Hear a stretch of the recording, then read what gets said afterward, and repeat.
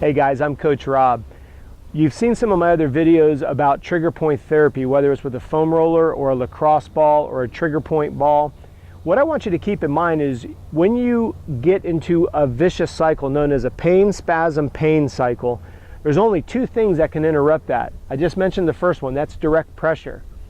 You have to remember that each muscle has two ends, an origin and an insertion, and a muscle spasm / trigger point a lot of times is designed to get you to stop moving so you don't hurt yourself any further. It also could be a sign of overuse due to repetition. If it could be, job related or sport specific related. But I get phone calls all the time. I've had this nagging spasm. How do I get rid of it? Put direct pressure on it. Take your thumb, put direct pressure on it. Use your foam roller, use a trigger point. But what I want you to understand in this video is you're interrupting what we call the pain-spasm-pain cycle. There's only two ways to interrupt those cycles. One is direct pressure and the other one is with cold. If you Google it, it would also be known as cryotherapy. And if you're using the contrast between heat and cold, it would hence be called contrast therapy. The reason why I encourage you to have, if you've watched any of my other videos on ice cups, how to make them and how to use them, what the ice cup is doing is you put the ice cup and you do a little circular massage, you get a message to your brain that says, hey, what you're doing is extremely cold, lift up that ice cup. You say, no, I'm going to keep doing friction massage on that location.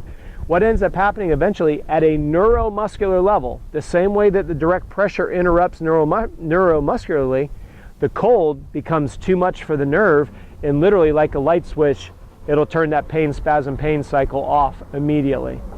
So if you're dealing with some kind of a nagging muscle spasm that just won't go away, please make sure that you're properly hydrated. I've got another video on that. Make sure that you're not overhydrating on straight water. That could be causing some problems as well. But making an assumption that you're getting enough fluid during the day, you're offsetting your sweat loss by hydrating properly with an electrolyte drink like my Energy Fuel. If those two things are in check and your muscles are in spasm and you can't seem to break it, please make sure that you put direct pressure and or cold. One last thing. If you've got a nagging muscle, please do not stretch it.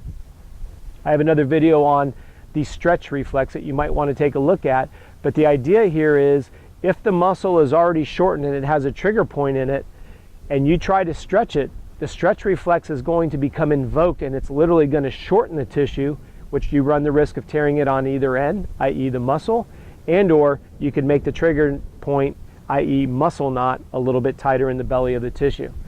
Don't want to confuse you in this, but I want you to be educated on the bigger picture. If you're hydrated, if you've got a trigger point, do not stretch, okay?